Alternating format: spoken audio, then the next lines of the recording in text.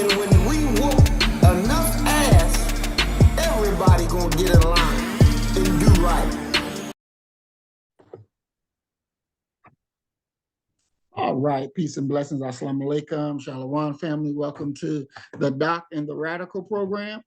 And today we're going to be dealing with education, HBCUs, Ed Reed, the governor of Florida, DeSantis, and his rejection of the African American Studies AP program. And there has a lot of people upset about that, but we're going to jump into it and see exactly what should come into a program like that and what shouldn't, and was Governor DeSantis correct? Doc, you want to go ahead and introduce yourself? Yes, sir. I am, look like I'm frozen. Yep. I am frozen. Can you hear me though? Yes, sir. I can hear you. Okay. I am Dr. James Thomas Jones III. Catherine Viola Jones is baby boy, African American Studies professor. I am a proud Buckeye from the Ohio State University, and writer, blogger. My blog site is manhoodraceculture.com, and also I have a YouTube channel that I need to get busy on, Manhood Race Culture. And that's about me in a nutshell. Had a very good day today. Got a workout in with my son for the first time, and you know, this was his birthday workout. He thought that the old lion could not roar still, so the old lion had to show up and push myself today. He tapped out benching at 135. I went ahead and hit him with that 315 to let him know. Look here. This is the amusement park over here. Okay. And all them young Thundercats in the gym. Look, I saw them looking, trying to see if this old cat gonna be able to put it. I put it up and then just stood there and looked around the whole floor. Yeah, roar. The old lion still got it. This is not gonna be the year where when my son walks up out of the gym like, yeah, I got him. It won't be this year. He gonna need to have some kids. Yeah, he gonna need to have a son that's gonna be like, yo, you stronger than Pop now. It ain't coming now. Okay, it ain't coming now. So just brother that's happy to be here. I'm glad to be in the company of my brother. Yes, sir. Definitely. Since you touched on you and your son, what is that special bond that fathers and sons have that just cannot be replaced? And I know you're working on a project, the father to son, I think, book or something like that. Your son. Yes. You want to go into that? Well, the bond is indescribable. I really didn't understand. And a pastor, he explained this to me.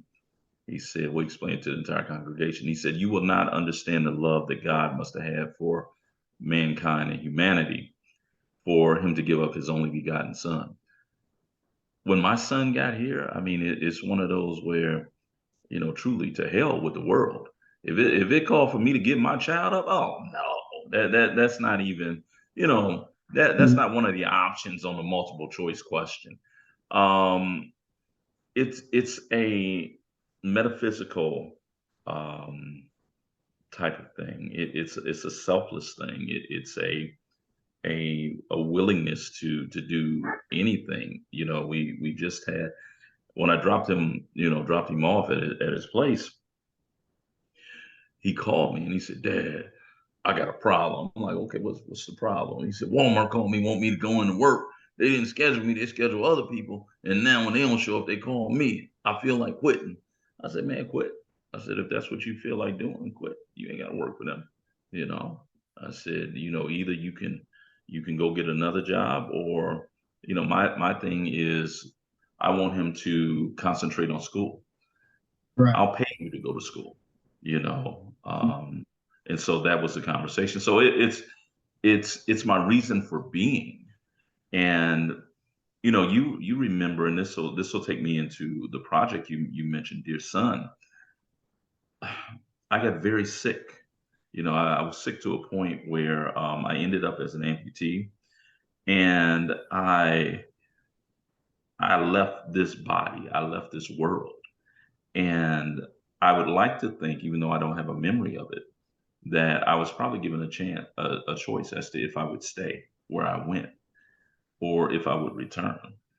And my immediate, if given that choice, I got to go back to see about my boy, and it's just what it is. And so the Dear Son project actually grew out of me being sick and being hospitalized and really bedridden to the point where I was in a coma, a medically induced coma for 27 days. And when I came out, I knew I would be okay when I asked for my laptop. Okay. But what was prominent on my mind was this question of, if I never get out of here, what are the things that I would want my son to know? And I started writing these very heartfelt and personal letters to him. And it's those letters that form Dear Son. So that's that. And my students often think I'm, playing and joking around with this, but if something were to happen to my son, like a cop were to kill him or something like that, oh no, that's what you get what I'm saying. Exactly. Oh no, Exactly. y'all may be watching the news and be like, man, Brother Jones has put on some weight, man. Man, he's looking thick. I would be down at the press conference saying, hey, can we just get in a prayer circle? And as we prayed, that'd be the last prayer, because we all leaving up out of here, because I have no reason to be here anymore. Um, Mhm. and that's really what it is. My lifeline flows through my child, and I only have one, through my son. Mhm. And so, he gets it all of the love, all of the everything. And Mhm. that's where I'm at. That's where I've been. And God willing, that's where I will always be. Mm. Beautiful, beautiful. I noticed that I had done a few videos, um, messages, father to son, and those have been always very, very popular. Mhm. What is it that Black folks, no matter whether male or female, they gravitate to listen to that message? What is it that captivates them? I think that there is a innate understanding of a need to deal with that relationship of parent to child in general, Mhm. but son in particular. Um, when you really think about a boy being raised in a two-parent home, he's going to be socialized by his father on what a man is. To borrow one of my old professors, Dr. Stephanie Shaw's title of her book, and just to alter it a little bit, what a man ought to be and ought to do.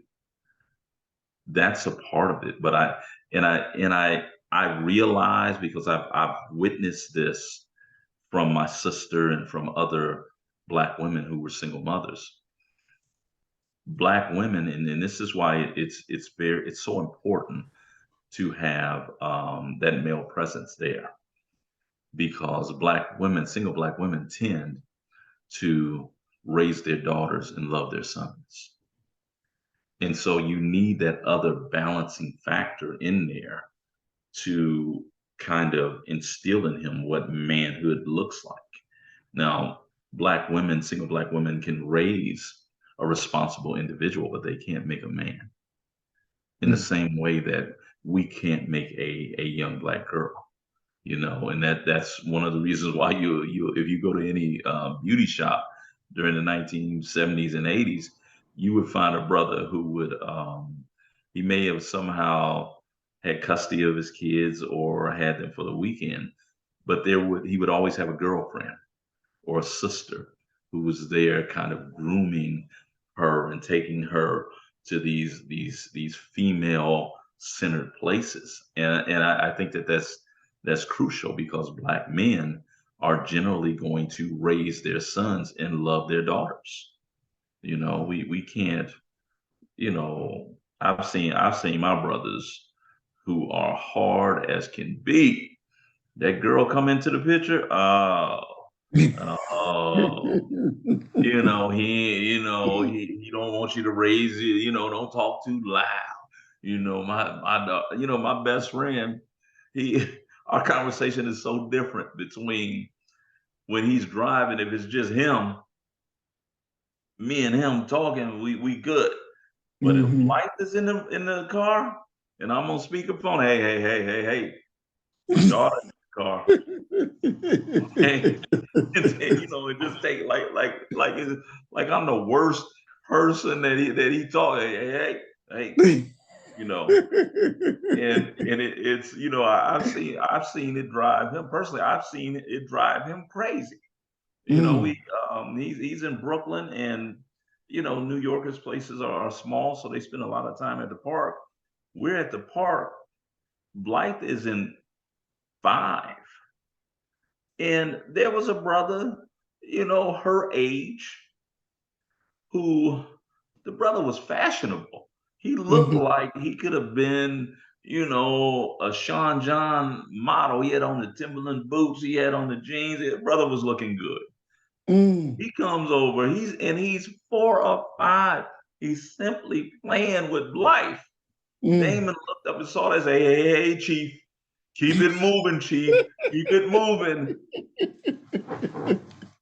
So I've seen both sides, but as a father,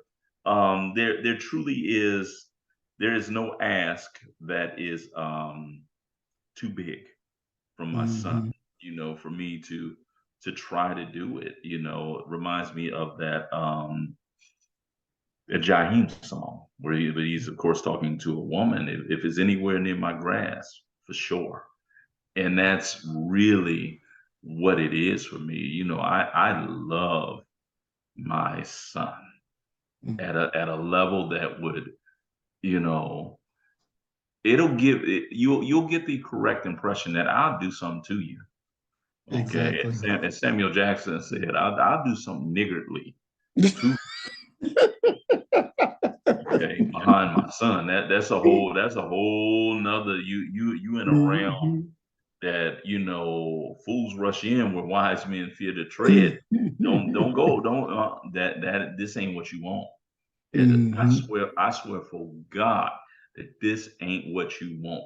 I will run my car through your house behind my son. Exactly. And we'll be standing there when the authorities come, when the news get there. Y'all want to do an interview now? Because Mhm. I can talk right now. Well, you killed 3 people. Yeah, but the question is Exactly. why? You know, Exactly. what Mhm. drove, and I'm already establishing a insanity defense. They drove me crazy. So my whole being in the fact that I'm working on Dear Son so diligently and for so long is Mhm. a clear sign of where my personal priorities are. Right. I write books that I want to read, Mhm. and there's a part of me that is truly inquisitive Mhm. about what I want to say to my son. I want to read it. Mm. Excellent, excellent. There was a poll that was done, and on this research, they were saying they looked at the statistics and saw that fewer children from a two-parent household go to jail. But if it's a single mother, Mhm. they're more likely to go to jail. But if it's a single father, their statistics is the same as the two-parent household. Yeah. Uh, how do you explain that? Because the father is the socializing agent for the son. That's who raises boys. Now I am a when I introduced myself, I clearly said I am Catherine Viola Jones's baby boy. Okay. That hey, that's my mom. My Mhm. dad, that relationship ain't great. It ain't like my mom's relationship. Mhm. Okay. And I maybe he'll listen to this. I don't really like him. Okay. I really don't. I don't really like my dad. Okay. Mhm. And I know that my son is not accidental that he wanted to have his annual workout together so that he can finally step out from from behind my shadow. Um, Mhm. my dad raised me and loved me like a man, Mhm. and there was no softness there. There was no you can absolve yourself of this duty because I think it's too hard for you. That wasn't there. Mhm. We have to raise our children. And Mhm. I would venture to guess that it would be a very interesting study to look at what is the percentage of black girls who wind up in trouble that are that don't have their fathers there, because I think Mhm. that that factors in. But for Mhm. boys, um, you gotta have a man there. Some responsible male there. Mhm. And the absence of the father for me,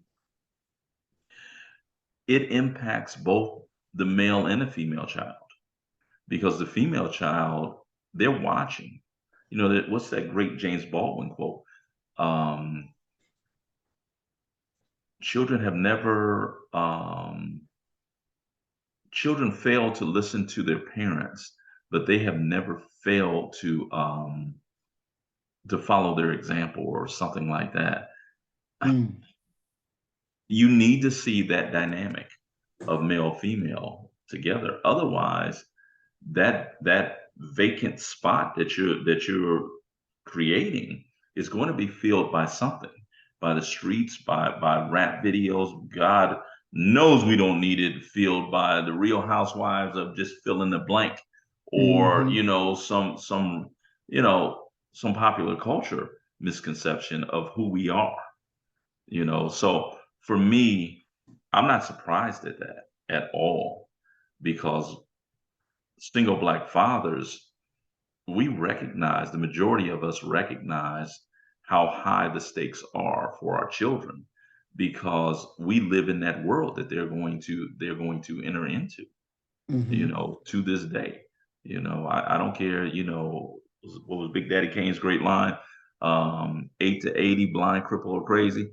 If you're a black male in America, 8 to 80, blind, cripple, or crazy, you living in the same world. Okay. They're not going to treat an eight-year old any different than they're going to treat a 40-year-old or even a 70-year-old. And it's an unfortunate fact. Yet the unfortunate part of it doesn't cancel out that it's a fact. Definitely. Doc, how can we look at it where, like, me and my dad, we're not as close as we really could be. But I'm closer with my boys, Hmm. and have a stronger relationship with my boys than I do with my father. How does that dynamic actually work out? I mean, because I still struggle with that, you know? It's Hmm. like, because it's not like I don't desire a strong relationship with my dad, because I do. It's just not there. It's not a two-way street type of thing. Yeah, but they're men of a different generation. And I believe that men of our generation that are raised by men of that generation. My father's 82. I think that we evaluate how that relationship is at some point, especially if it is unsatisfactory to us. Mhm. And we make that age old declaration, which is quite simply, I'm going to do better than him, or I'm going to, when I get my child, I'm going to, my father is not a affectionate man at all. Not, look here, no, he's not. It's just what it is. And Mhm. one of the one of the funniest things to my sister, she'll say to me, "Hey, hey, hey, yo, go hug daddy." And I Mm. get up and go over there, "Hey, big fella, blah blah blah." My dad is like, "Man, what is wrong with you, man? Why you trying to hug all up on me, man? We don't hug. We don't hug like that. Okay, it's a generation thing. But from my dad, I can say this about my dad: Mhm. the framework of my understanding of being a man, a protector, a provider, a leader. He gave me all of that. He showed that. And I learned through his example, not Mhm. necessarily through his words or what have you. So I wanted to add the piece that I felt was missing, which is being closer emotionally with my son, because I didn't have that with my dad. So I put extra emphasis upon that very thing, and it's worked well. It really has. It's really worked well. You Mm. know. Awesome, awesome, awesome. I definitely agree with that. And I remember several times thinking and saying, when I get my boys, I'm not going to raise them. I'm not going to be like that. Mhm. So that's right on point, right on point. Um, do you think that uh, when we look at the female, if her father is not at home, she's not raised around her dad, then that produces issues, whereas she may not relate well to her mate, her boyfriend, husband. Do you think that creates problems in and of itself? Most certainly. Most certainly. I hate to generalize and go down that path. But I'll explain my answer of most certainly through one of my former students. I go to great lengths to engage my students, to get them to buy into what it is that I'm teaching. I'll tell jokes. I'll tell anything to, because they really only have probably about a 12 to 15 minute attention span before they need a break. And I know not to let them out the room, because they ain't coming back. However, Mhm. this young lady, she was offended because I made that statement, which originally the first person I heard say it was Jawanza Kunjufu, that single black women love their sons and raise their daughters. Mm. In that conversation, because we were actually talking about the Moynihan report, and that whole thing of the 1960s and 1970s, how the federal government got involved in black homes and this and that, and you had this proliferation of single black female headed households. And my point to her was that, to the class, and she took it, was that y'all don't know how to deal with the with men as a result of not being raised around them. So you're kind of trying to do what you saw your mother do, but you really didn't see her operating with the same man consistently, building a home and what have you. I challenged them, the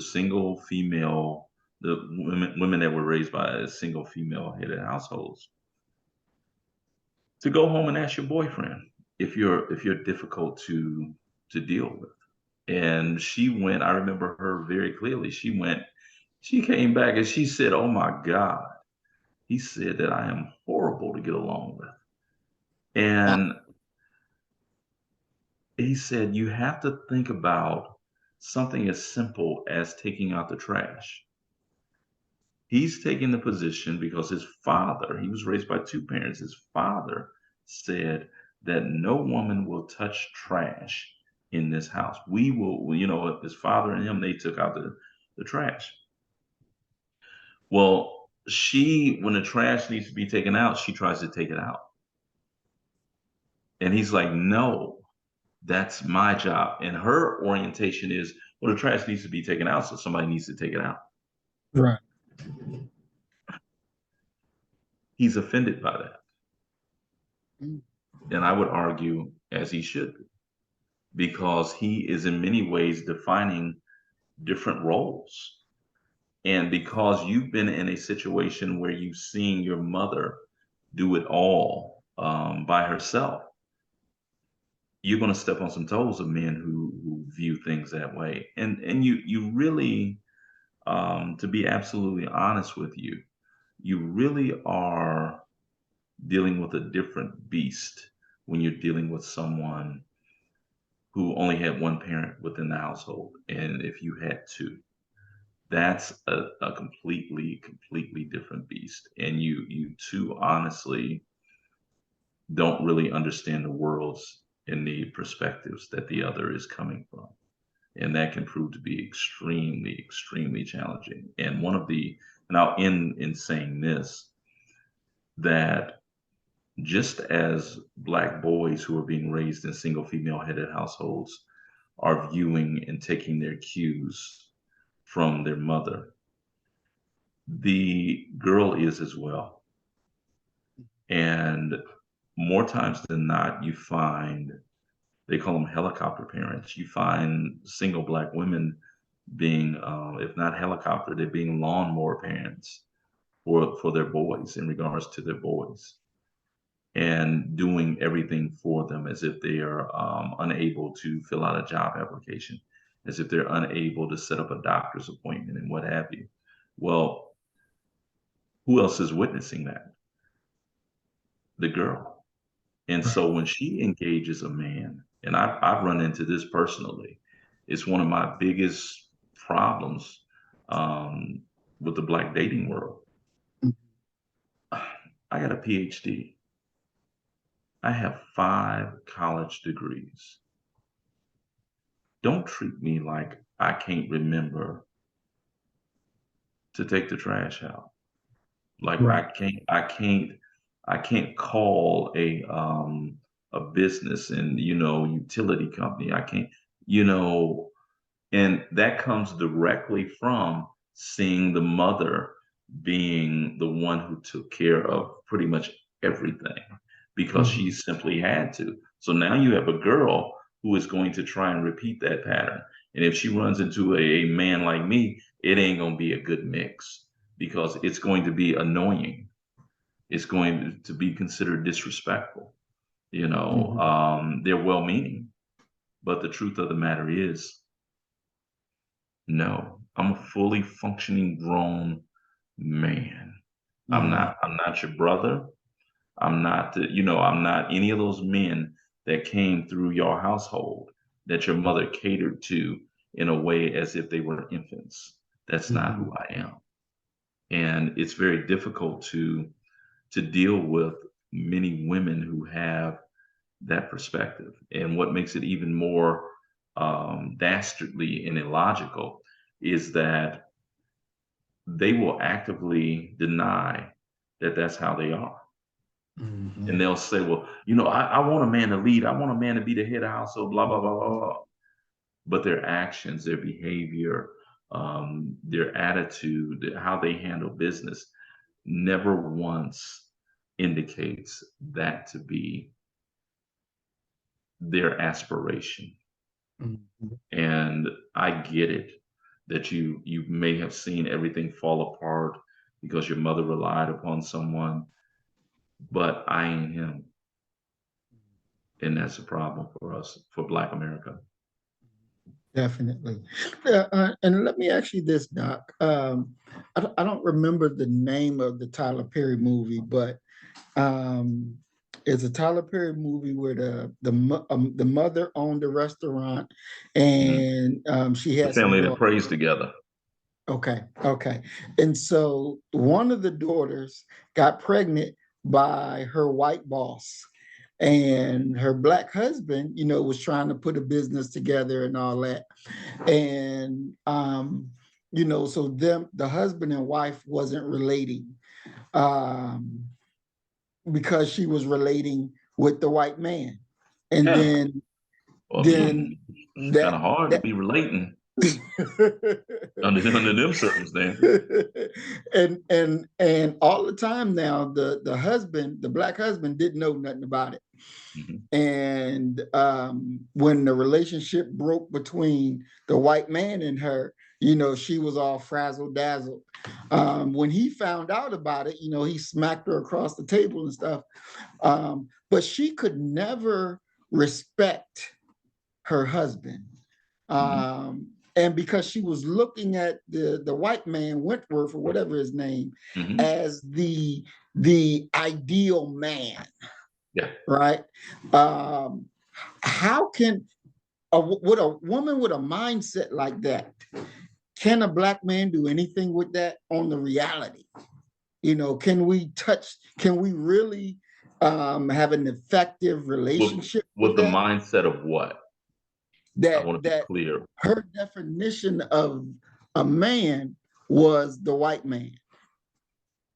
Well, I think that, in to be fair to that character, I think her Mhm. definition of a man was wealth and power. Okay.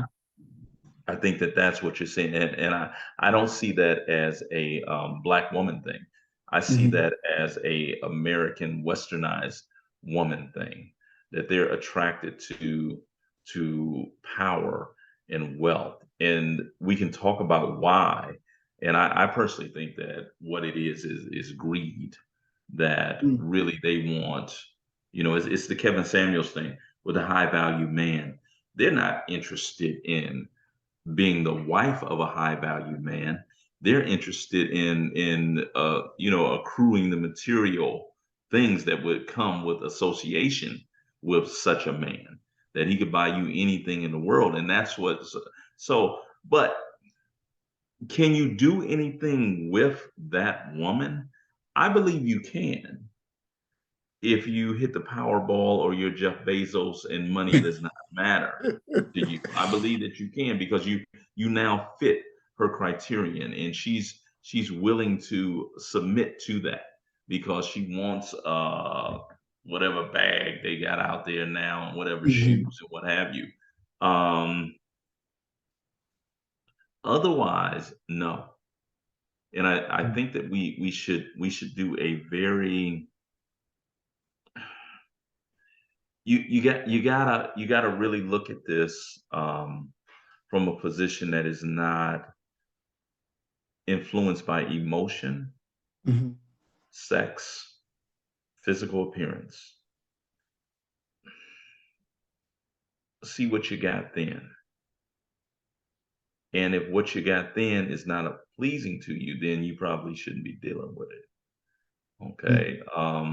There's nothing you can do with such a person. The same thing, there's nothing that a woman could do with a man who is sitting around talking about, what I want to know is, can you afford me? Mhm. What you gonna do for me? That's a Mhm. selfish, self-centered attitude. And what can you do with such people? Nothing. The best thing you can do is just leave them alone, because they're going to pull down whatever it is that they touch. They have the reverse of, I know you remember that 1980s song, the Midas touch. They got the Mhm. reverse of that. Everything they touch, they ruin. Mhm. Mhm. Wow. Excellent. Excellent. So, Doc, in this Governor DeSantis of Florida, he Mhm. rejected the AP program for high school students that will get college credit Mhm. for the African American studies. And when that went out, that he rejected it, news picked it up, and everybody was in a uproar about it. Mhm. And then he did an interview, and he was explaining. He did a press conference, and he was explaining.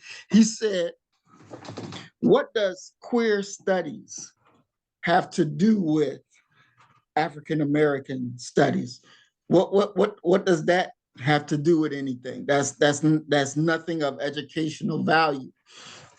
And I finally found the actual curriculum, but I didn't have the chance to go through it, everything. But I'm just going to point out certain things in it. And then next week when we come back, I'll be able to, I'll then had time to go through it and pinpoint more. But this is something that's actually in your wheelhouse. Um, so I want to get your understanding on it. Now, in this African American studies, it talks about studies in general engaging homophobia because the state refuses to allow teaching of Black queer studies. So they put that into the program, being queer. Then it had Black Lives Matter, Black feminist literacy thought. It had things about reparations movement, the Black struggle in the 21st century. Um, are those things supposed to be in there? Is that's what's supposed to be in your African American studies? Hmm. It's very difficult to answer that, to be honest with you, um, because I can say it this way, dealing with the idea of queer studies. Mhm. I utilize the video ethnic notions in my class, Mhm. and it was created by, I hope he's resting in peace, by Marlon T. Riggs, who was a uncloseted, openly gay Black man. I always highlight, because I think it's respectful, that Riggs was gay and that he was a very big figure within the LGBTQ community. I think that your DeSantis is walking a very fine line between the idea of African American history and African American studies. African American history rests solidly upon a foundation of history. We're talking about the occurrences that happened, the historical occurrences that occurred. Mhm. Studies is different. Okay. Studies is multidisciplinary, and African American studies theoretically touches every identity, every portion, every part of Black life. Now, having said that, um, many people are utilizing the academy to push their particular political agenda. You have other people who are fighting about what's going to be in the curriculum, pushing their own political agenda. That's age old, has been going on and will continue to go on. Um, I won't sit here and say that queer studies does not belong in African American studies. Mhm. I won't sit here and say that womanism, Black womanist studies does not belong there, because they do. They're a part of the Black experience. In the same way that Black manhood studies should belong there. I think that it's that that age old argument about freedom of speech. I'll fight for you to have your freedom of speech, even though I disagree with what you're saying. Mhm. It's multidisciplinary, but to combat him kind of in a backdoor way. Well, if you won't let it be taught here, we're going to do it here. That's what we've always done. That's always been our way. We've always found a way to do it. So I think that it has to be available but there are just some things that, especially a man from my generation, I'm 52 years old. Um, there are some aspects of it and some things that we're just not going to be able to get down with. And it's a generational thing. It's how were socialized. One of my former students, Mark Spivey said, the truth of the matter is, and we don't want to talk about it this way, but we were taught to hate. I hear him. Yet my engagement, my socialization within the Black church is something that is very difficult to mute and to overcome. So I believe that it all belongs in there, but I understand what DeSantis is saying Mhm. about people pushing a political agenda. But any good African American studies program is going to have discussions about the multiple identities and experiences, intersectionality of Black folk. And I yield with that, brother. But Doc, wouldn't we? And I understand the how you broke it down between the history and the studies, and that does make sense. Um, but when we look at this idea of queerness, um, and to my understanding, this queerness and gender neutrality and pronouns, all of that stuff is new, right? That Mhm. wasn't back in the day. That's new, right? Um, and I don't believe we were the inventors of this thing. I don't know where it came from.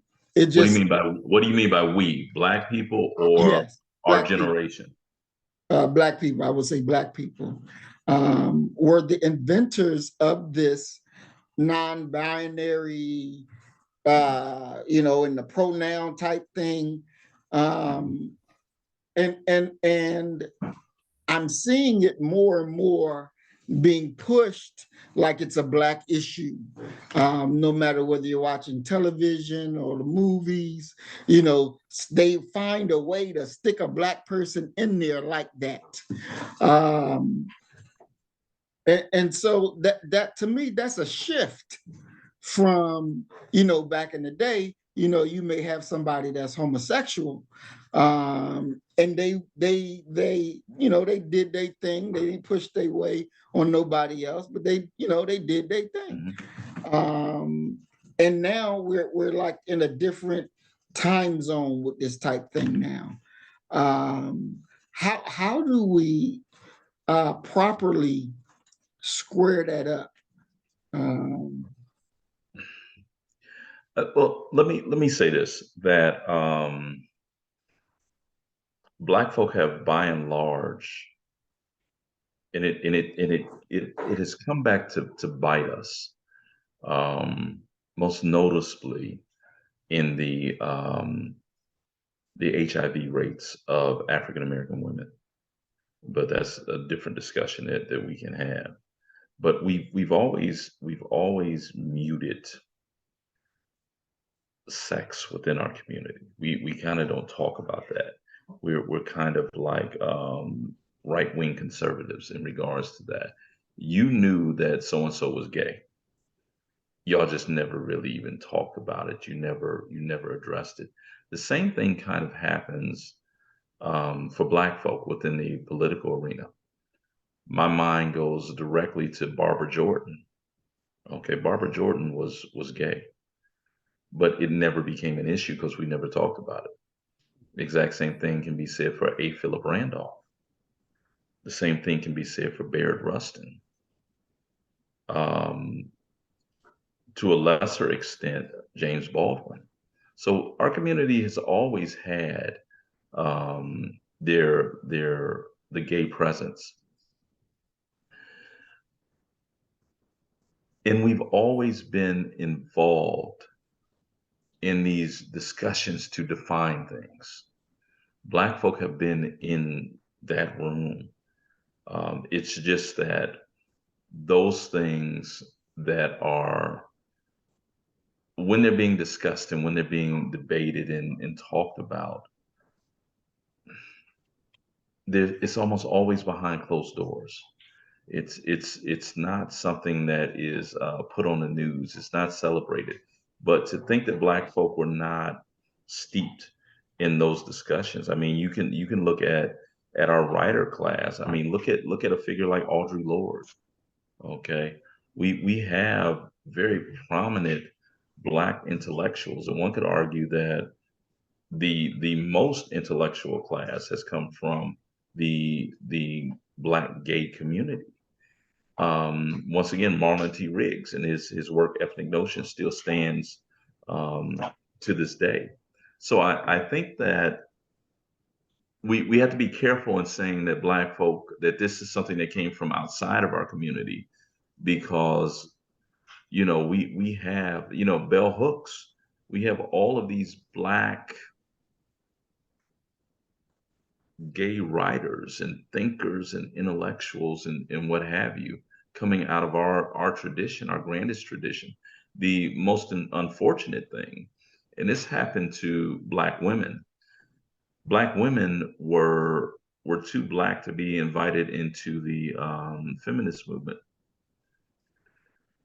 and too female to really be brought into and serve central roles in the Black Power era, in the Black Power movement. Um, Kind of the same thing with Black gay contributions, historically speaking. Things are so bad that people would prefer to believe that Mahatma Gandhi, who called Black people monkeys, is the central influencing agent in the Reverend Dr. Martin Luther King Jr.'s application of nonviolent civil disobedience in the South. It's not Gandhi, it's Barrett Rustin. But we don't talk about Rustin because Rustin was gay. We don't talk about Randolph because Randolph was gay. And Randolph is the one who called both of the marches on Washington. Though he's a labor guy, and the marches were for jobs. You know, so yeah, I would disagree that we weren't, that it's coming from outside of our community only. That we've been involved in these conversations. You look at the academic community, the intellectual community. They've been there, and they've been talking about this. I remember at Ohio State, we had a sharp sister that I know is probably still on task there, Valerie Lee. Um, yeah, yeah, it's always been there. The women's studies thing. It's just that Black women, once again, have, to the best of their ability, the women's studies movement has tried to silence the voices of many Black women, historically speaking. It's always harder for us, but they've been there, man. They've been there. We've been a part of these conversations. Do you think the men like a Philip Randolph and Mhm. Rustin and uh, what's the brother name? I'm not your Negro. Uh, Baldwin, Baldwin. Baldwin, Yeah. That they would approve and don't and of don't forget Langston Hughes. Langston Hughes was gay? That's always been a rumor. Uh-huh. I mean, my poetry friends, they get furious when I say, "Come on, man! Are you surprised he was a poet?"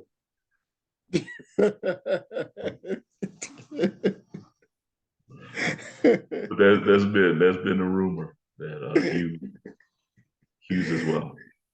Do you think that they would approve of this new queer, non-binary, and all of this?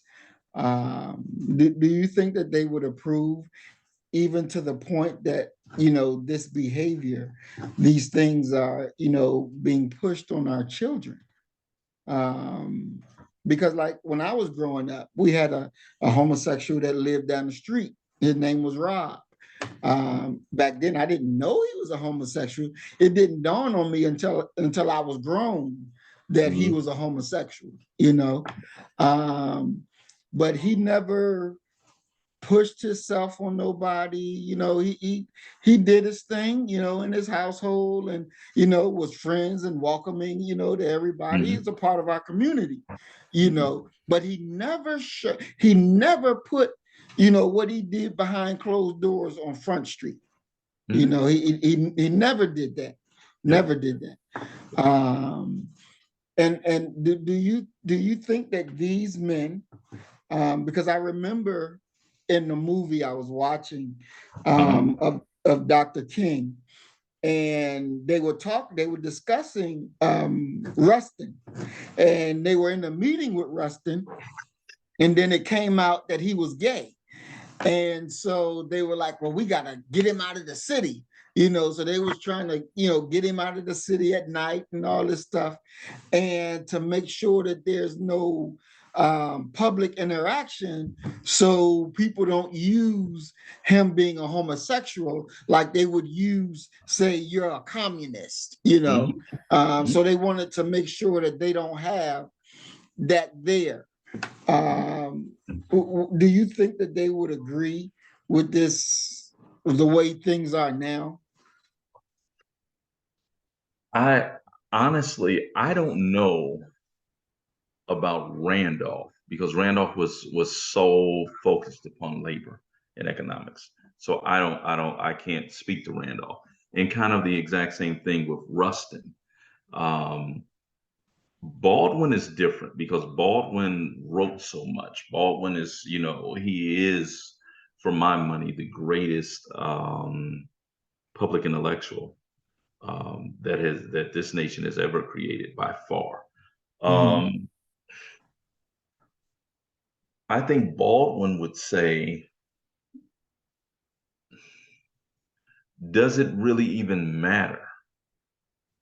Because the most oppressive aspect of a Black person's life is not predicated upon the idea of sexual identity or who they choose to love. That's not even considered by the outside larger white community when they decide who they're going to hate and what have you. Um, would they agree with it? I don't know. I don't know. I don't know. I think I believe that maybe if Baldwin was in Europe, he may say that he would agree with it.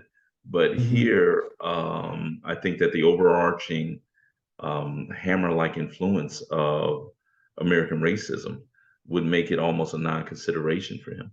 It wouldn't even matter, I don't believe.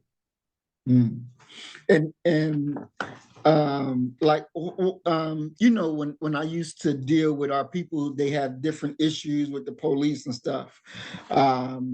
One day I got an email from a homosexual, and they were telling me about their friend and wanted to know, why don't I take up homosexual causes? You know, why don't I, you know, fight for them and help try to get them some justice? Do you know, am I homophobic? And my reply was, of course I'm not homophobic. I'm not afraid of nobody that's homosexual. But it's like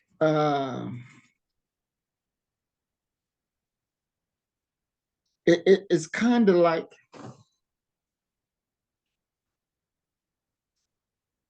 because, and I'm being very transparent, because your particular behavior is not a behavior that I approve of, it makes it harder. It makes it hard for me to even come to your aid, right? Because the case was a brother, but dressed up like a female, was out there in the club pretending to be a female, and wound up not being the brother, you know, dancing close and he felt him, and he found out that he's a dude. Then the fight broke out. He got whooped, and as they were leaving, the police was trying to get the information from them, and the homosexual or the trans person, was giving the police lip and fighting back, and all that stuff. And so then the police jumped on him and beat him down some more. And so,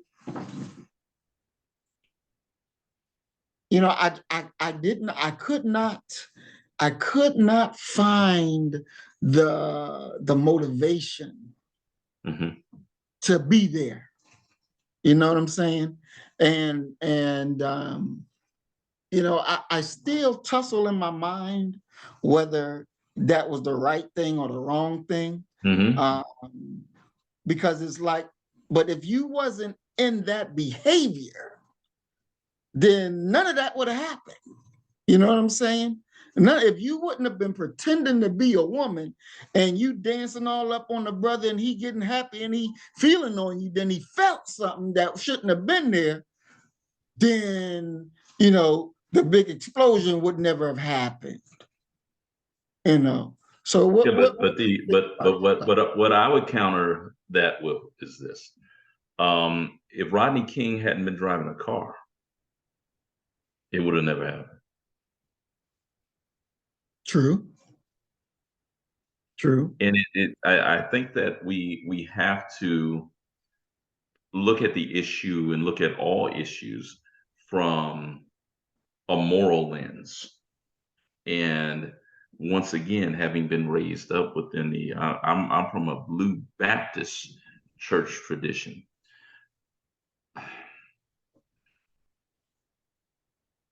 I've seen people amazingly allow what they would term the sin to cause them to be blind in regards to a person's rights being violated. And it's a very difficult thing to weigh, because we've been socialized our entire lives around that. And so that would kind of be my question for you, would be, are you interested in justice for everyone? Because if you're interested in justice for everyone, their sexual identity or how they identify themselves would be a non-factor. However, do we harbor somewhere, maybe even in our subconscious mind, that homosexuals and homosexuality is a unforgivable sin, and therefore their rights are lesser than ours? We have less of a responsibility to take care of them and to consider them. And it's a very difficult thing to balance, because there are repercussions for coming to their aid, especially within Black America. There are going to be some significant repercussions for you doing that. Even though you can point out why you're doing it, X, Y, and Z, and you can explain it beautifully. That's a road, a bridge that our people, by and large, and I'm not talking about this most recent generation, have refused to cross. And this most recent generation, they're different, because they have been socialized within schools to be more accepting and accommodating of of homosexuality or these identity issues and what have you. We're going to have to die off for that bias against them I'm talking about within our community, for it to disappear. As long as we're here, it's still going to be there. Do you think that because it is against our religious view, um, and if we do or when we do die off, and then the more acceptable it becomes, um, then the more um, we become more destructive, What do you because mean? it's like we're letting our guard down, right? And all of us see that, or I would say the majority of us see that as a sin that God will kill you for, right? Mhm. Um, so therefore, it's like, okay, you may be a fornicator, and we can understand that. We can understand that. We can work with you on that to get you to be right. But the homosexual, ain't no working with them to get it right. They are who they are. They love who they love, and they don't want to change. Okay. Well, my question is that's begging to be asked. That I Okay. want to ask you. Mhm. Do you believe that they are born gay? You No, believe that it's nature or nurture? no, I think it's nurtured. You believe Hmm. that it's nurtured. Hmm. Okay. Yes. So you don't believe that a view or a leaning towards one sex or another is programmed into us. Now, if I believe that if the mother, wants a girl and she's carrying a boy, but all her thoughts and stuff is going down into the baby, then that can produce a boy with a leaning towards the effeminate. But I Okay. believe Wait, whoa, whoa, whoa. Let me taught ask you out this. of Okay, let me ask you this. that. Okay.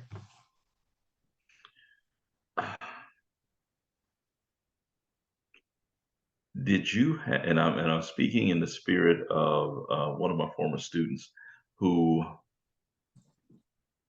if there was an award for most likely to be pistol whipped, Hmm. he would get it. Okay, he has a way of bringing it out of folk. Okay, Mm. Alex McGrew, that's his name. But this is an argument that I watched him have Hmm. on numerous occasions, be it Facebook, on the campus. Okay, this is Alex's argument. He says, listen, when I was in the third grade, I knew that I liked girls. I would Hmm. chase them around. I would fill on their butts. I would, he said, no one had to socialize me into doing that. Okay. He says, I was born heterosexual. Hmm. Okay. And many people who say that they are not born homosexual, that they learn it. Alex's question is this. So, really, what you're saying, if they're not born that way and they were socialized that way, that you had to be socialized into liking females because you were No. not, you were not, you were not born that way, that you were socialized into it. Well, I think that coming up the way that we came, that's what we saw, right? So that behavior of man being with woman, you know, that's So you're what we saying, that's what we saw. That's what it was. That's what was, taught into us. And that was our accepted norm. That was our accepted practice. Because if if the accepted norm and accepted practice was homosexuality, then we would all be homosexual. probably so. Probably so. I think that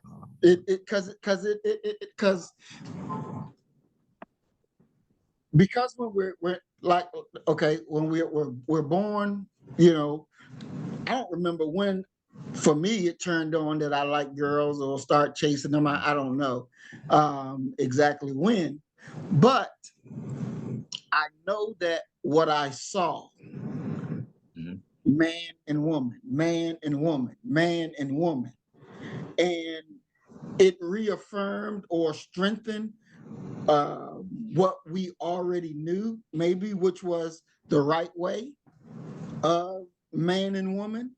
But I do believe that that is a part of the upbringing to be man and woman.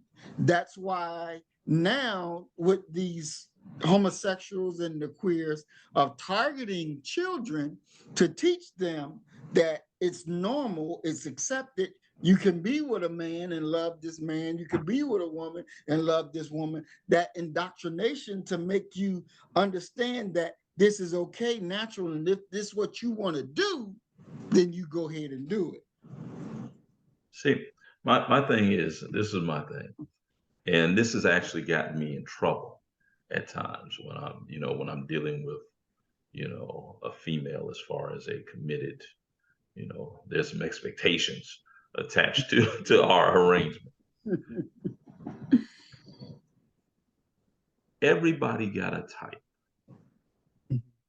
or like a physical characteristic that they find attractive, irresistible. For me, when I see it, there is a primal, involuntary growl that comes from my chest. I wasn't socialized into that. I know, in maybe in my line, my lineage or whatever, we all like this because it's there. Nobody had to teach me that. It was already programmed into me. There's a part of me that believes that both of the things that we're talking about are actually true. I believe that some people are socialized or find it to be acceptable for whatever reason. It's more acceptable, and they just pursue that like they would pursue interracial dating now. But then I think that there's some who are created that way, and they like who they like and what they like, and there's no. And I've seen some people who literally try to. One of my favorite phrases that I heard was "pray the gay away." I don't think that that's doable. I don't think that that's workable for those who were born that way. There's so many different variants and things that can happen with the creation of a child in life that, so I'm unsure. Okay. Yeah, That someone put it, who would want this if they didn't have to have it? Who would want it? mm, I don't know either. That is a hard rock that has to eventually at some point be dealt with and dealt with in the just manner. Because nobody should be, regardless of your sexual orientation, shouldn't be done wrong. That should not happen. But it's a tight thing. So that means that you should have showed up for the brother. I still don't know about that.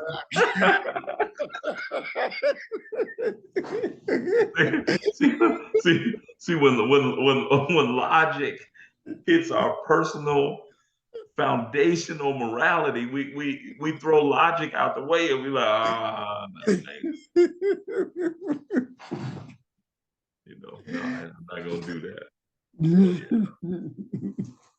Yeah, and it's interesting because, my oldest daughter Jamila is out there in California, and she was here with me, with us, a few months ago, and we were talking, and she was questioning something that Minister Farrakhan had said, and being out there in California, she's around these gay people and queer people. Hey, free love, baby. And she's like, Pot, and she calls me Baba. We got to discuss this because that statement that the minister said is not fair to these people, and I'm telling her, Miller, that this is our faith, this is what we believe, this was how you were raised, and this is our way, this is who we are.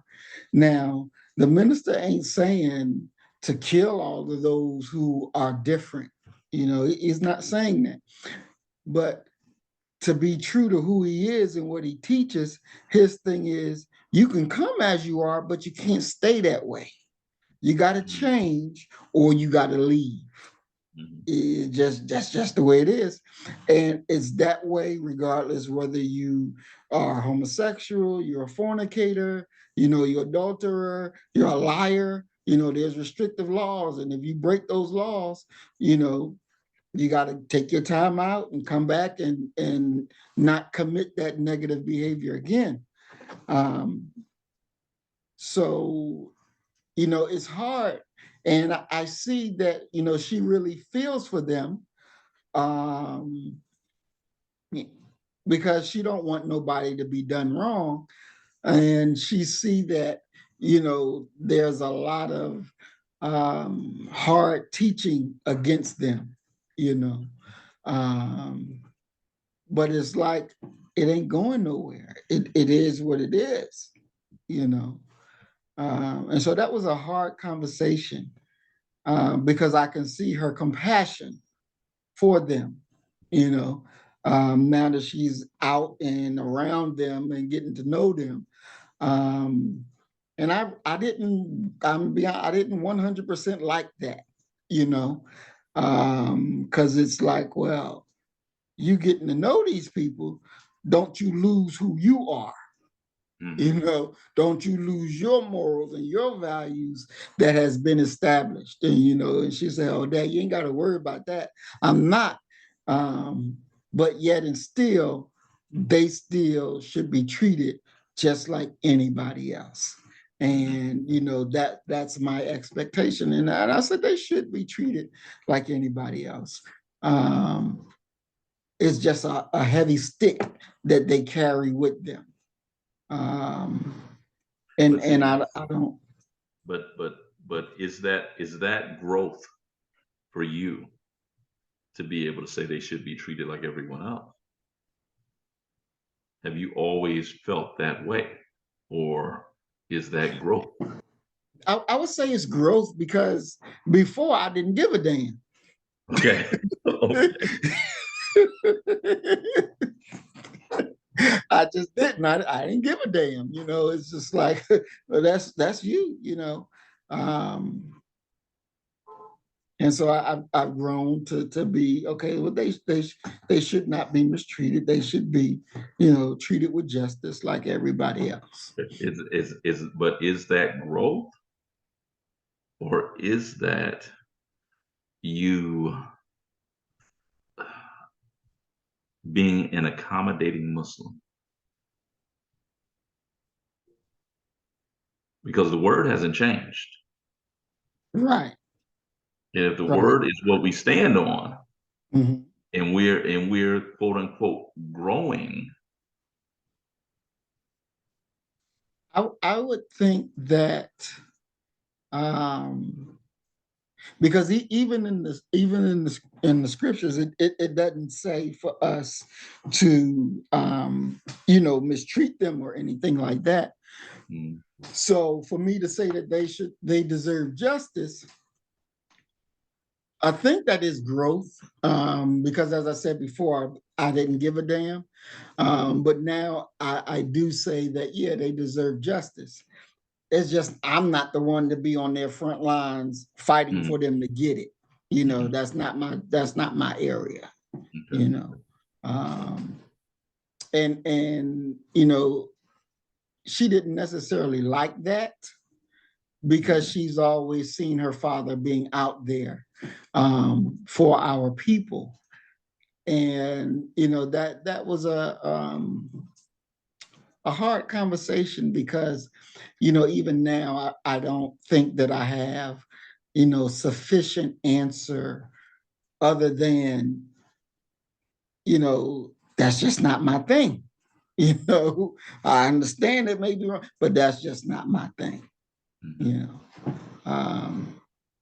And that's like I said, I don't know whether that's right, wrong, indifferent. I don't know. That's just that's just where it is. That's just where it is. Yeah. Yeah. They have their cadre of people that's supposed to be on the line fighting for them. Let them do their thing. Let them do their thing. I got to do my thing. So it's a subject, no doubt. It's a subject, all right. Definitely. We only got 20 minutes left. Let's see. You want to touch on Ed Reed, or you want to save that for later? I mean, we can do it now and later. Okay. All right. Well, so Ed Reed went down to what is it, Bethune-Cookman in Florida, I think, right? That's in Florida. And he was, I guess, interim hired to be their head coach. Yeah, that brother had that was a verbal arrangement. He had no contract. He hadn't signed anything. Oh, wow. So he was working for free. Well, they hadn't formalized it yet. Okay. But it was understood that the job was his, but he never had a contract. Wow. Wow. Okay. So when understanding that, and we got a quick video that I want to show. Let me pull that up real quick.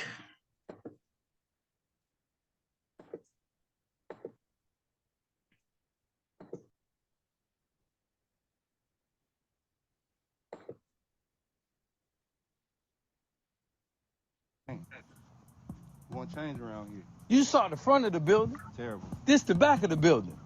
They working on the front of the building. This the same people said, we gonna help you build what you want. How I'm gonna believe you, man? How I'm gonna believe them? Didn't I tell you I don't trust nobody?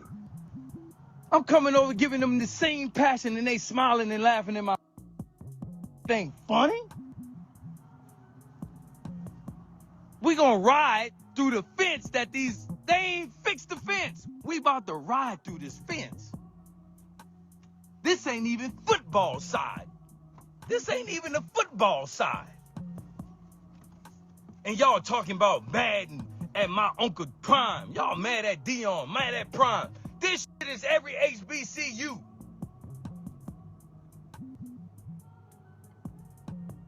Bro, we riding through the fence. This is track, bro. This is track. This is what they practice on. It's a straightaway. This is intramural field. You can't practice on this. These kids got this to work with. Trash. Yeah, I'm showing it. At this point, I gotta show this. I'm not even the head coach. Congratulations. Man, I should go my ass home. I said I should. I ain't. It ain't happening.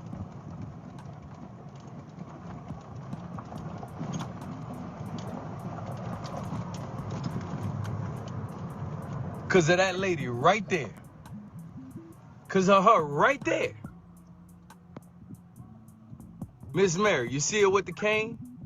Coach Cane. That's what you call me. Coach Cane is who I am.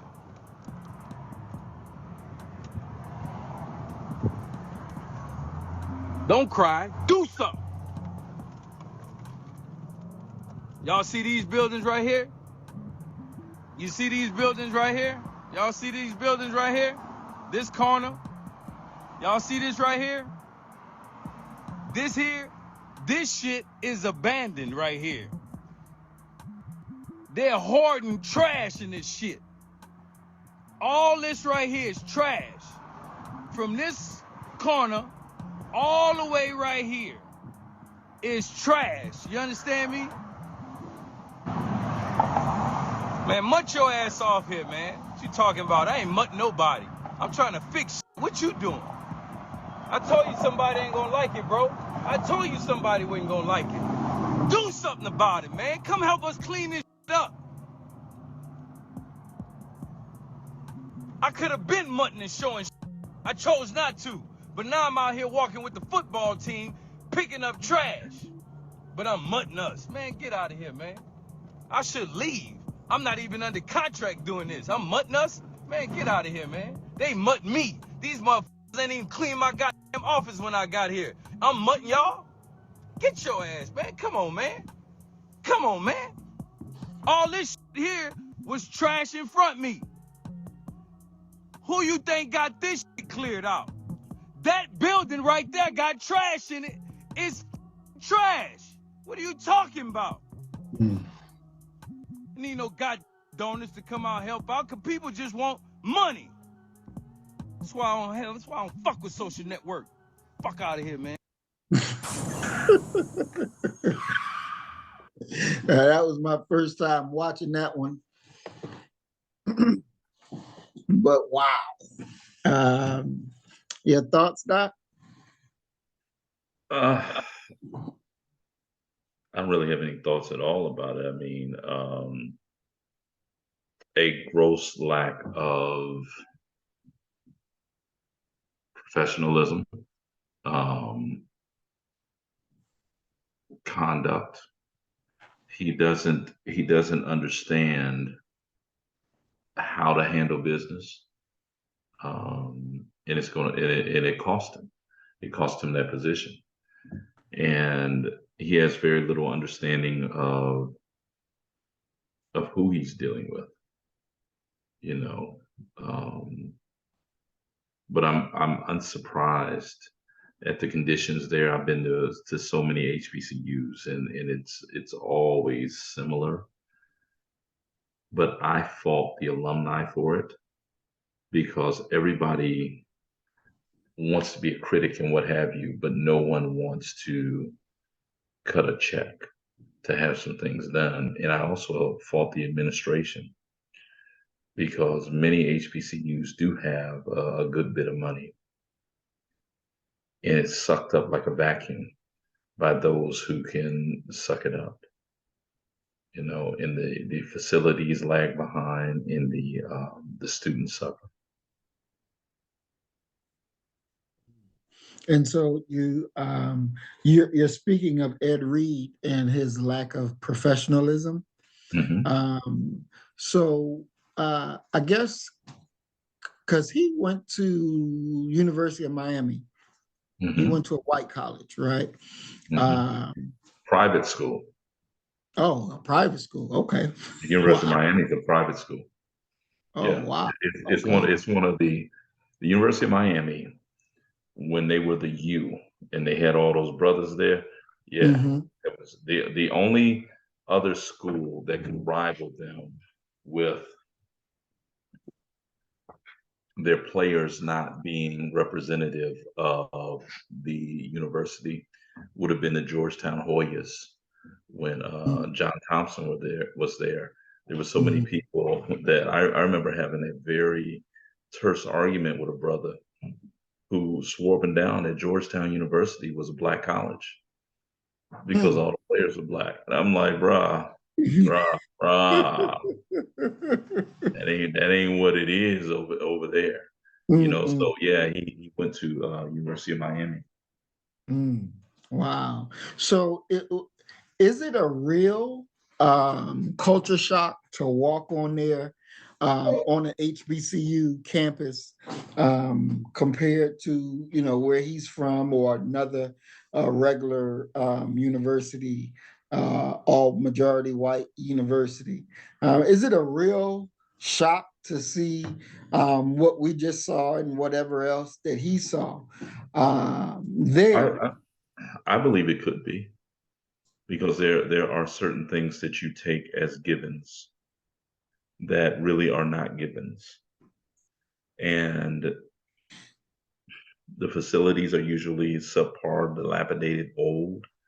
Um, it can be shocking to you, and the fact that he unwisely chose to view this as he's driving around and commenting upon it, should have never done that, because you are going to be shocked. There are some things that you take for granted that shouldn't be. So yeah. And do you think that uh, I guess this is one of the times where uh, he would have needed his own personal advisor to say, "Hey, don't say this or don't do this." Like the rookies come into the NFL and they're having this Mhm. class, and telling them what you should be doing, what you shouldn't be doing, and get you a battle buddy or whatever. So the same type of thing that they do for them should have been done for Ed Reed. No, I don't think that no, I don't, because you're the head football coach. You're supposed to be a leader of men. You should have greater judgment and restraint and impulse control than what he showed. Um, he would have gotten much more respect if, this is one of my personal mantras. If you see something that needs to be done, then just do it. He would have gotten so much more support. He would have been able to keep the job if he had just followed that mantra and had the football team clean up and set a standard of this is who we're going to be going forward. That when you get over to the football complex, there isn't a piece of paper that's going to be on the ground. You could easily translate that into, the excellence that we will show on the football field. But he chose not to do that, and it cost him. Think that because the students are protesting and parents came out and they had a meeting, do you think that the school will reverse this decision? I have no idea, and really could care less about it. Um, it does not matter, to be honest with you. What should matter is the Mhm. fact that people who have probably never thought of doing anything for Bethune-Cookman are up in arms, not because of the facilities. They're up in arms because Ed Reed has been fired. Those facilities have been dilapidated and run down for decades. Where was the outcry then? Where was the commitment to make Bethune Cookman or any HBCU a better educational option for Black students? Where was that at? It's one of the most disgusting things for me about my people is how silly and childlike we are. Whereas we got very real problems that need to be addressed. Yet we're ensnared and worried about something that is happening in popular culture, something that is titillating but does not matter at the exact same time. Um, I'll say what millions of Black leaders have said before me. We have to do better. Do I believe we will? No, I don't. I have no faith in that. There's been no example of us growing up and doing better, not in mass.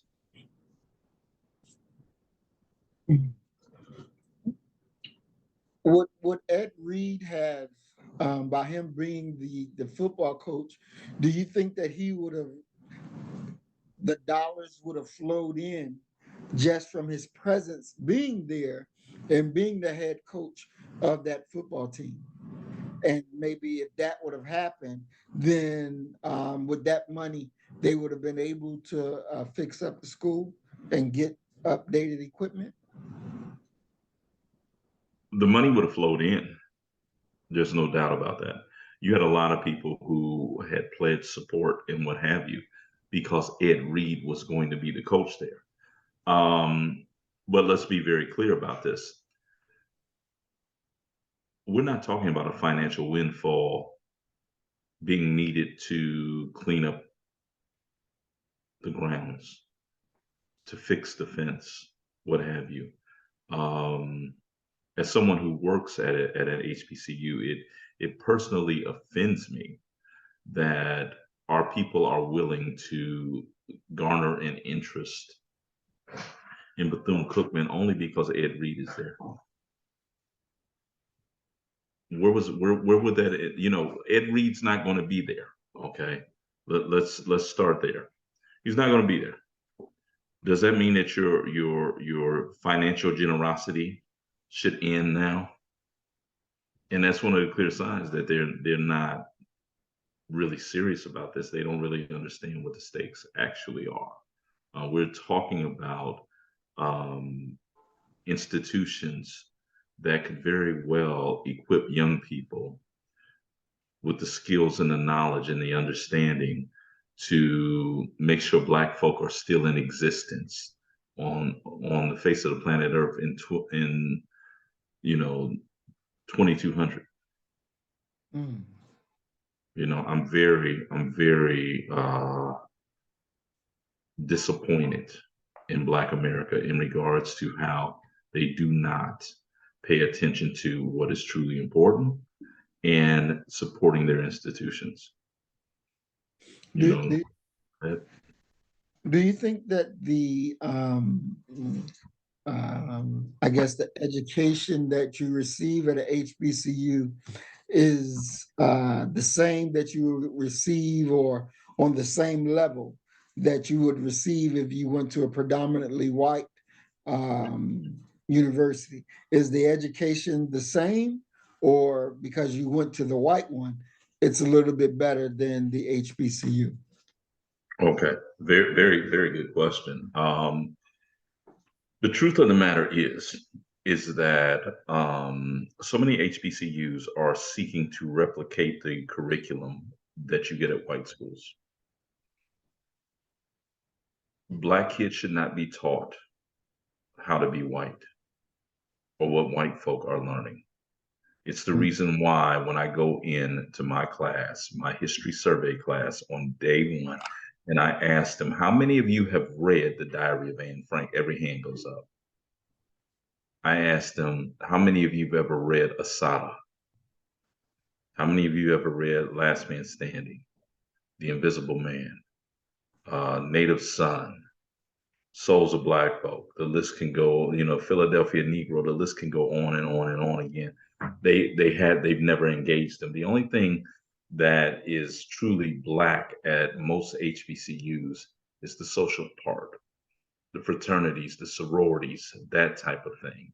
Curriculum wise, they're often not very distinguishable from PWIs. And in many ways, PWIs, predominantly white institutions, serve as the North Star for where Black schools are trying to go. Now, as far as the education goes, truthfully, the education at HBCUs could be better if their facilities were better. At a PWI, at The Ohio State University when I was there, my professor taught us once every 2 weeks. The remaining time we were taught by a graduate student, somebody who had a little bit more education than we had because we were in undergrad. Okay. And the word was, unless it was a dire situation, you are not to go to that professor's office hours deal with your teaching assistant, go to the TA space. Okay. So at a major Mm, PWI, you're not even being taught full time by somebody with a PhD. You're getting taught by somebody with a master's who hopes to one day get a PhD. Go to an HBCU, you're going to be taught by PhDs. That in and of itself means that the education that one would receive at a HBCU far exceeds that of a PWI. wow. Wow. And the basically the history on the HBCUs, they are that way because they wanted to make it a place so white children and black children can be separate during the college years. Mhm. And that's the history of the HBCU. Mhm. Is it even necessary today that we continue to have a HBCU? Yes, you got to remember that HBCUs receive a pittance of the black collegians who are going to pursue, higher education, but they still produce more doctors, more lawyers, more engineers, more teachers than any PWI. So yes, we still need the HBCU. Our children do not belong by and large at 18, 19, even 20 years old on a campus, a hostile campus of a PWI. They don't. They're going to be eaten up, chewed up, and then spit out. Mm, And that's just what it is. I mean, you think about we had the recent thing with the cops beating the brother to death. I want to say it was in Memphis. The five black cops beat the brother to right. death. Okay. Mhm. If two of them cops, if those were white cops, they wouldn't have been fired. There'd be a investigation going on. If the Mm, ratio was three black and two white, them two white cops would more than likely be suspended or being investigated. The three black ones would be fired. mm, Let's quit pussyfooting around the matter, and it is quite simply that there's different strokes for different folks. Now, in a utopian society, of course, everybody could be equal, everybody would be treated fairly, what have you. We don't live there. So when you send an 18-year-old to a hostile situation where they're not going to be nurtured, they're not going to be really advised and what have you, you're wasting potentially, because keep in mind, PWIs are only going to take our best. right. You're wasting the most precious resource that Black America has, the minds of our children. Mm. And You Doc, know, go ahead. do, do you feel that a part of that, or some part, I don't know, you say major or minor, but lies that the family did not teach their children, who these white people are and how they are, that, they go there with a mindset that's not based in reality. No, see, I would disagree. You look at a figure like Roland Martin. Roland Mhm. Martin, he's from Houston. He went to Jack Yates High School. I could throw a rock from Jack Yates High School and hit Texas Southern University. Mm, Roland Martin was one of the best students to come through TSU's journalism and media department. And he talks about this often. He said the reason, because he's taken a task for going to Texas A&M University, going to a PWI instead of a HBCU. He says neither Prairie View nor Texas Southern recruited him. So he ended up going to A&M, who offered him a full scholarship. So you have those situations. I wound up at The Ohio State University, not because it was my first choice, mm, but because I had dropped out of school and I started my climb back at the local branch campus. We had this OSU Mansfield, And so I did half a year there, and then I went to main campus. So I don't think it's a situation where these kids are not being taught that. But I think it's a situation where there may be financial inducements involved, scholarships and what have you, because come on, we by and large can't do nothing with no full ride scholarship offer from somewhere else. But you're seeing a lot of black kids come to HBCUs because they want to be around their own, which is a very clear sign that these are suburban kids. These are kids who have been in white institutions their entire life. But one of the more unfortunate byproducts of that is that by the time they can graduate, many of them graduate in June. Mhm. By the time they hit an HBCU campus in August, they done reinvented themselves totally. They thugged out. You know what I'm saying? They doing their thing. They've scrubbed the suburban stench off of them, and now they're trying to be authentically black and wind up getting themselves in trouble. Mm, mm. Wow. What do you think it would be the answer for that? The answer for what? For them scrubbing off where they came from to be quote unquote authentically black and then wind up getting themselves in trouble. I believe that black parents need to be walking the yard of HBCUs. Mm, Pop up, see what your child is doing. That's how you handle that because they know who they are. right. It's just that many of them, it's their first taste of freedom and they decide that they're getting ready to let it loose. You better Mm, go up there and check on your baby and see what's mhm. going on. Exactly. That's how you moderate that. It's the only way you can. Mm, mm, mm. Wow. Why do you think the parents just let them go? I think it's a combination of wanting them to be able to spread their wings and really experience some life. But the danger of that, of course, is quite simply that their life may very well end prematurely because they're 18, 19 years old. They're not equipped, and their brain ain't even completely developed yet. They don't Mhm.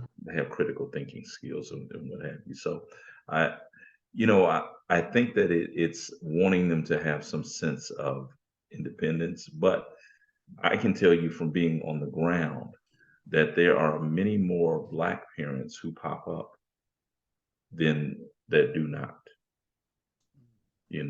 By and large, and this is one of the things that needs to be hammered home. By and large, black parents are doing a phenomenal job with raising black collegians. Mhm. Mhm. Wow. Excellent. Excellent. All right, Doc, we are at our time. You want to give your closing comments?